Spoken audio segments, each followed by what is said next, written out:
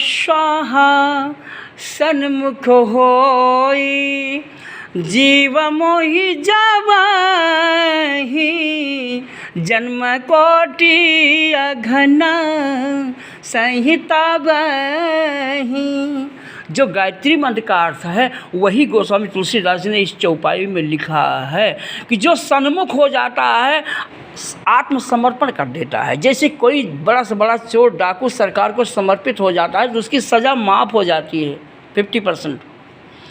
उसी तरह से जब भगवान को कोई समर्पित हो जाता है तो मेटट जन्म जन्म का पाप उसका भस्म कर देते हैं। कौन? परमात्मा, सूर्य, गायत्री, महाकाल, गुरु, राम, कृष्ण, हनुमान, वो क्या हैं? वर्तमान में सूर्य हैं।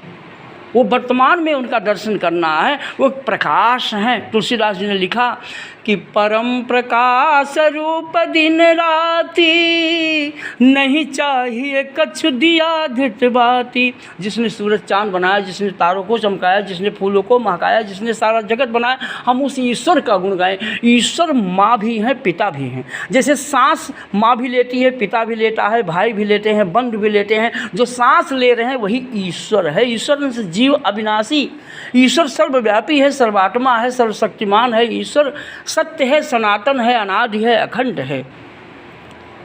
कहने का मतलब जब हम सच्चे बेटे बन जाते हैं, निश्चल पवित्र हो जाते हैं, हमारा खान पान सही हो जाता है, हम मटन मांस मच्छी छोड़ देते हैं, बीड़ी पान सिगरेट दारू गांजा सब छोड़ देते हैं, तो हम निश्चल हो जाते हैं। तो आकाश वो हमेशा हर जगह हमको देख रहा है। जब हम स्वच्छ पवित्र होते हैं तो आकाश हमको जो मांगे वो आकाश हमको देता है। हीरा मोती सोना चांदी तो हम मांगेंगे नहीं, हम तो यही मांगेंगे कि अपना बेटा बना लो। वो कुछ मांगेगा ही नहीं अगर वो पिता का दर्शन हो जाएगा जिसको भगवान का। माँ गायत्री बोली हमसे, भगवान शिव बोले कि बेटा क्या चाहिए? मैंने कहा पिता आपका काम चाहिए, मैं केवल आपका काम करना चाहता हूँ, कुछ भी नहीं चाहता हूँ।